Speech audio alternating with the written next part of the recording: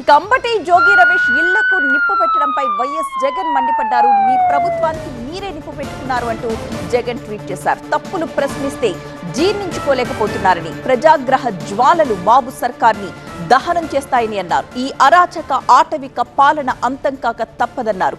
మీరు సృష్టించిన ఈ జంగిల్ రాజ్ భూస్థాపితమైపోతుందన్నారు. ఇది చరిత్ర చెప్పే సత్యమని గుర్తుపెట్టుకోవాలన్నారు జగన్. జోగి రమేష్ ని ఫోన్లో పరామర్శించిన ఆయన పార్టీ అండగా ఉంటుందని భరోసా ఇచ్చారు.